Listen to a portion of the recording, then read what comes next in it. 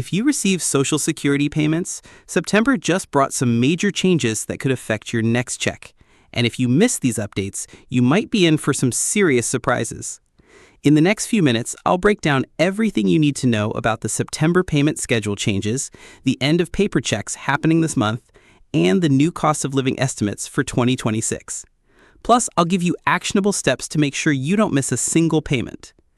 Welcome to Financial Area, where we keep you ahead of the curve on all things money and benefits.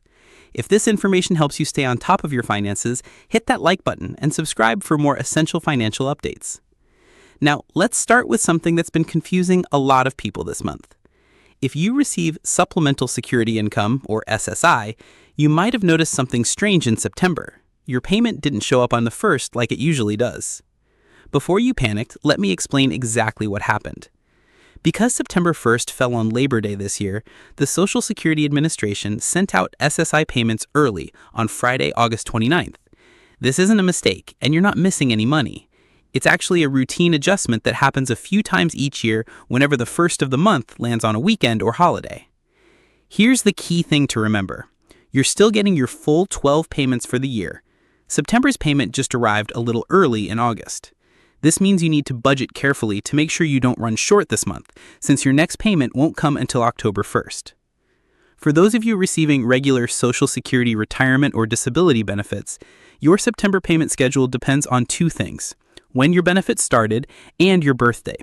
If your benefits started before May 1997, or if you receive both SSI and Social Security, your September payment arrived on Wednesday, September 3rd. For everyone else, your payment date is based on your birthday. If you were born between the 1st and 10th of any month, you got paid on Wednesday, September 10th. Born between the 11th and 20th, your payment came on Wednesday, September 17th. And if your birthday falls between the 21st and 31st, you received your payment on Wednesday, September 24th. Here's something important to know. Direct deposits usually show up early in the morning on your payment date, while paper checks can take several more days to arrive in your mailbox. Speaking of paper checks, this brings us to a massive change that's happening right now. Starting September 30th, paper checks are being phased out for almost everyone. From this date forward, Social Security payments will need to be deposited directly into a bank account or loaded onto a Treasury-backed Direct Express card. The Social Security Administration is making this change because direct deposits are safer, faster, and much less likely to be lost or stolen. Plus, this move saves taxpayers millions of dollars every year in processing costs. Now, there are a few exceptions to this rule. You may still qualify for paper checks if you're 90 years old or older, if you live in an area without practical access to a bank, or if you have certain health or cognitive issues that make electronic banking difficult. If you fall into one of these categories, you'll need to call the Social Security Administration and request a waiver. Don't worry, if you qualify, you won't be cut off from your benefits. But here's the critical part. If you haven't already switched to direct deposit or gotten a Direct Express card, you need to do it now. Waiting until after the September 30th deadline could seriously delay your October payment while the Social Security Administration updates your information in their system. If you're feeling overwhelmed by this technology change, you're not alone. Many community centers, libraries, and senior groups are hosting what they call digital banking days, where volunteers help you set up your direct deposit or Direct Express card for free. If this service is available in your area, it's an excellent way to get hands-on help from real people who understand exactly what you're going through. Now let's talk about something that affects every single Social Security recipient: the cost of living adjustment, or COLA, for 2026. This is one of the most anticipated announcements each year because it determines how much your benefits will increase to help keep up with inflation. Analysts are currently estimating a 2.7% increase for January 2026. To put this in real numbers, if you're receiving the average retirement benefit of about $1,950 per month, this would mean an extra $52 in your monthly check.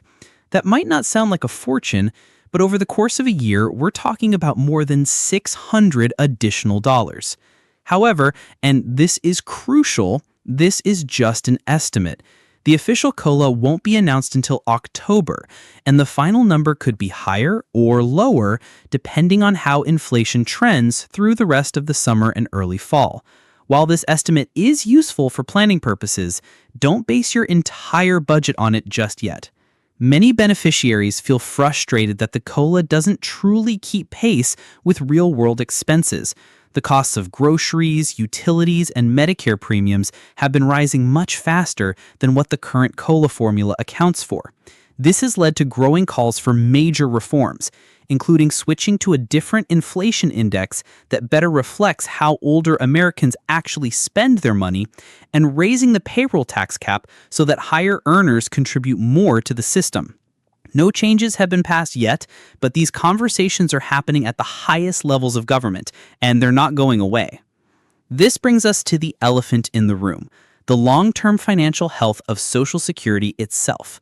Recent projections indicate that the Old Age and Survivors Insurance Trust Fund could run completely out of money by 2032, with the combined trust funds empty by 2034. If this actually happens, payroll taxes would only cover about 76% of promised benefits, resulting in a potential 24% across-the-board cut for every single recipient if Congress doesn't take action. Let me be clear, Social Security is not going bankrupt and it's not disappearing. Even in the worst-case scenario, 3/4 of benefits would still be paid, but a 24% cut would be devastating for the millions of Americans who depend on Social Security as their primary source of income. The current administration is banking on recent tax cuts and growth-focused policies to boost the economy and increase payroll tax revenue. The theory is that more people working means more money flowing into Social Security, which could help stabilize the trust fund without major benefit cuts or tax increases. Critics argue that relying on economic growth alone isn't enough and that delaying action will only make future fixes more difficult and more painful. Some economists warn that if financial markets lose confidence in the government's ability to manage Social Security's finances, interest rates could spike, leading to pressure for rushed reforms similar to what happened in the early 1980s. There's also a data security issue that's worth mentioning. A recent whistleblower claim has raised concerns about how the Social Security Administration handles your personal information.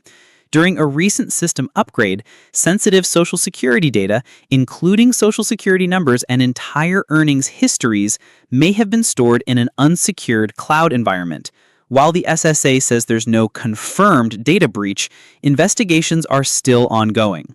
If you're considering setting up your online Social Security account, but you're worried about security, here are some steps you can take to protect yourself. Use a strong, unique password that you don't use anywhere else. Avoid checking your account when you're connected to public Wi-Fi networks, and review your benefit statements regularly to spot any unusual activity or unauthorized changes. So what should you actually do with all this information? Let me give you 5 specific action steps that will keep you ahead of these changes. First, if you're still receiving paper checks and you don't qualify for one of the exceptions I mentioned earlier, make the switch to direct deposit or get a Direct Express card by the September 30th deadline. This will ensure your payments continue without any interruption or delays. Second, if you rely on SSI payments, remember that your September payment arrived early in August. Plan your budget accordingly to avoid running short of money this month, since your next payment won't arrive until October 1st. Third, set up your My Social Security account online if you haven't already done so. This is the fastest and most reliable way to stay on top of your payment schedule and receive official messages directly from the Social Security Administration. Fourth, keep an eye out in October for the official COLA announcement. This will give you the real numbers you need to plan for what your benefits will actually look like starting in January 2026. Fifth, and perhaps most importantly, stay informed and stay connected. Social Security is constantly evolving, and these changes can feel overwhelming when you're dealing with them alone. Share your experiences with friends and family, ask questions when you don't understand something, and remember that millions of other people are navigating exactly the same challenges you are. For many retirees and beneficiaries, Social Security payments aren't just extra spending money, they're the primary source of income that pays for housing, food, and healthcare. That's why every single change, from payment schedules to cost of living adjustments, can have such a significant impact on daily life and peace of mind. If you're feeling uncertain or overwhelmed by all these changes, remember that you're definitely not alone in this. Community support makes a real difference, whether that's helping each other understand new technology, sharing experiences with payment delays, or simply offering encouragement when the system feels too complicated. Your voice also matters in shaping the future of this program. The Social Security Administration and policymakers do pay attention to feedback from beneficiaries. Whether you want faster customer service, bigger cost of living increases, or simpler communication that's easier to understand, sharing your thoughts and experiences can help influence positive changes. Social Security is clearly at a crossroads, with trust fund projections raising serious alarm bells and ongoing debates about how to adjust the program for the future. The coming years will likely bring even more significant changes. While the program isn't going away, the way it's funded and managed may look quite different in the years ahead. The best thing you can do right now is stay informed, plan ahead, and be proactive about adapting to these changes. Set up that direct deposit, create your online account, and keep your budget flexible enough to handle unexpected timing changes. September has brought a host of important updates to Social Security, from payment schedule shifts and the end of paper checks to new cost of living estimates and ongoing concerns about the program's long-term future. By understanding what's happening, taking practical steps to protect yourself, and staying connected with your community, you can navigate these changes with confidence. Remember, Social Security has been a vital lifeline for millions of Americans for nearly 90 years. While the system definitely faces challenges, it also has a long, proven history of adapting and evolving to meet changing needs. Stay proactive, stay informed, and know that you're part of a community of people who are all working through these changes together. If this video helped you understand what's happening with Social Security this September, please hit that like button and subscribe to Financial Area for more essential updates on benefits, retirement planning, and personal finance. And drop a comment below to let me know what Social Security topics you'd like us to cover next. Thanks for watching, and I'll see you in the next video.